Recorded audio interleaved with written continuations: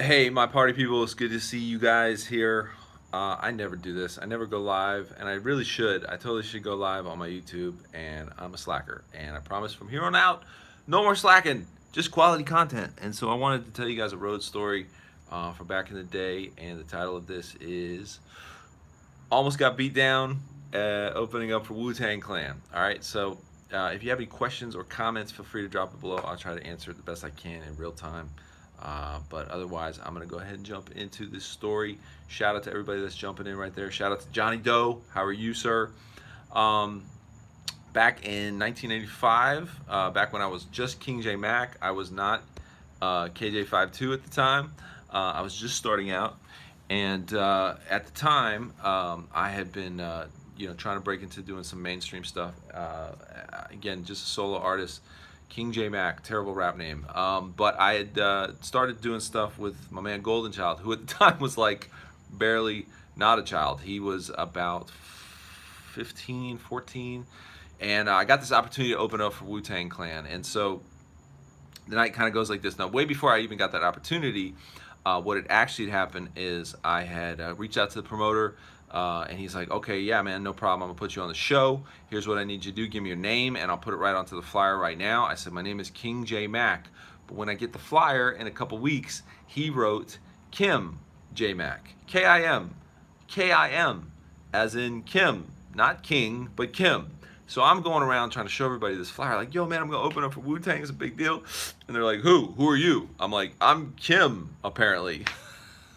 That didn't go great.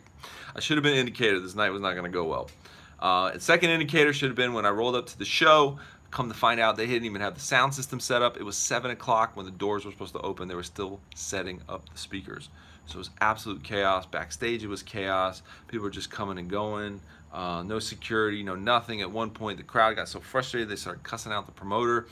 But we were the first up. And when me and Golden Child got up there, rock our one song. And again, let me paint the picture. I'm going to be honest with you. At the time, white rappers kind of rare in 1995. If they were around, it was this whole different environment. And at the time, there was a thing called 5%, which is the Nation of Gods and Earths. It was basically the core of what they believed in was that the black man is God and the white man is devil. So here I come rolling in with these blue eyes and this light skin. I'm the only white guy along with Golden Child in the entire building. When we got done rhyming, the first song we did, next thing you know, literally the crowd just goes. They did not know how to react to us. They had no idea how to react to us. They had no idea just how to respond or whatever. And so no one cheered, but nobody booed. So I guess that's a win, right? Long story short, we got done. We go out backstage. It's going so chaotically. Wu-Tang does not even bother to get out of their limo. In fact, the only two people that came out was You God and Capadonna. And the only reason I know that because my man Golden Child, who again is like 14, is backstage rhyming with them.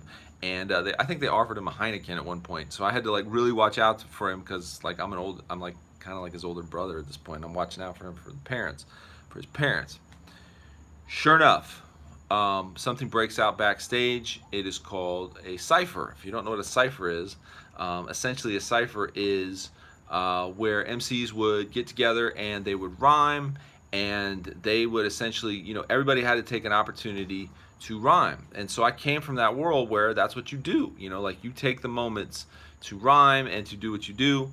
And I jumped in, again, only white guy in the building, and they were not having it. And when I say they, I'm talking about seven black guys dreadlocked up, push me against the wall, start rap yelling at me. I'm waiting, and I shove Golden Child out of the way, but I'm waiting for the beatdown to come, right? And I'm like kind of bracing myself for a rain of fists, because I mean they were like this close, essentially, 7 people screaming at me, this close. And sure enough, just like that, everybody goes gone. They just turned around and walked away.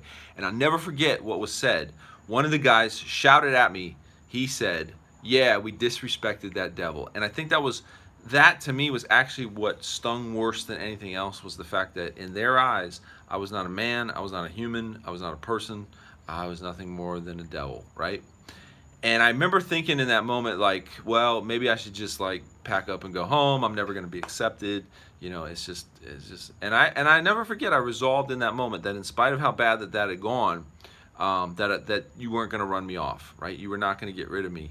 I know my place, and I knew my place maybe wasn't to jump in. Maybe I was wrong for jumping in. You tell me. Drop a comment below if you think I was wrong. Did I like cross the wrong lines? You know what I'm saying? At the time, I don't know what to tell you. It was 1995, and it was just a different time ethnically, or maybe it wasn't. Maybe we're still dealing with stuff like this. But let me shout out to a couple people that are in the chat right now.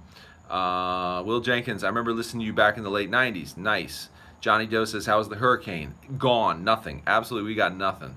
Shout out to Perthix Becca. Yeah, it was just nothing. It's just absolutely nothing.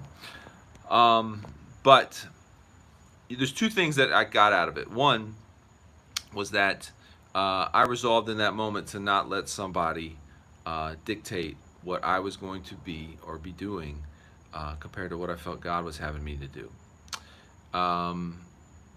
I knew that sometimes, this is the other thing I learned from it, was sometimes you just got to take the L, right? Like, sometimes you just got to eat crap and keep moving. Like, there's no other way around it. Like, you fall flat on your face. God, in his sovereignty and his protection, allows you to fall flat on your face. But sometimes that's literally all you can do, is you can fall flat on your face, learn from the moment, dust yourself off, and get back in there and try to do it better the next time. You guys are dropping some really good comments on here. Let me read this again. What are my thoughts on some of the newer MCs? Says BWise22, and Danny G Nature says, were you rapping something from an album or a demo, or was it a freestyle cipher? Okay, two great questions. At the time, my thoughts on newer MCs, I mean, there's a lot of really dope stuff. I was not rhyming over another. It was a freestyle. At least I freestyled. I could say this. I freestyled. I don't think the guys that were in the cypher were freestyling. I think they were doing writtens. I feel like one of the guys was beatboxing. I could be wrong. I know there was music playing on the stage, so there was like really conflicting sounds going on there, but I definitely stepped in there to freestyle. No doubt. Like, that was the world I came from. Johnny Doe says, were they up in Golden Child's face too? So here's what's so weird. Two things happened. One, Golden Child rhymed with You God and Capadonna, not with these guys, and he actually got a really good response. They were not in Golden Child's face because I shoved him. Like, as soon as things went left, I remember what he told me was that I took my arm and I pushed him out of the way. Like, if I was going to catch a beat, if somebody was going to catch a beat down, because Golden Child was next to me, but if somebody was going to catch a beat down, it was going to be me, right? And that's the two things that definitely happened. So, yeah, that's it. All right. That's all I got. Definitely check out patreon.com/KJ52.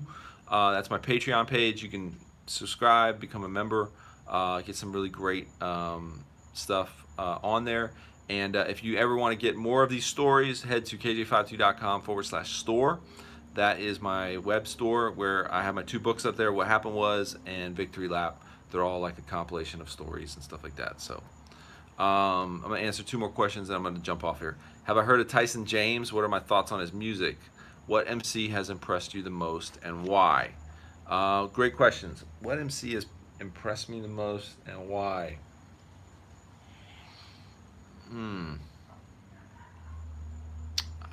What MC has impressed me the most? I'll be honest with you, there's not a lot of dudes that are impressing me, and maybe I'm just old and bitter.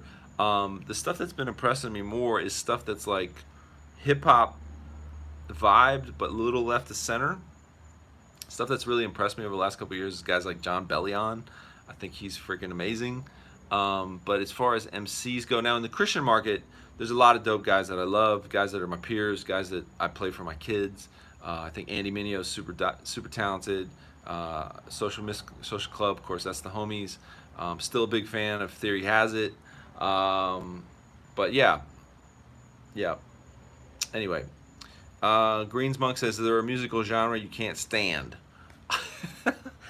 I don't know if there's a genre I can't stand. There's some genres that I just don't vibe with. Probably like hardcore punk or like screamo, or like I've tried getting into those bands. It just doesn't really translate. It's nothing against the music. It's just not my thing. But Anyway, love you guys. Appreciate y'all. KJ52.com/store, patreon.com/KJ52. Y'all have a wonderful, incredible night. Love y'all. Appreciate y'all. Feel free to drop some more questions, comments below, and maybe I'll come back and answer some of these at some other point. All right? All right. Peace and hair grease and grease of hair grease.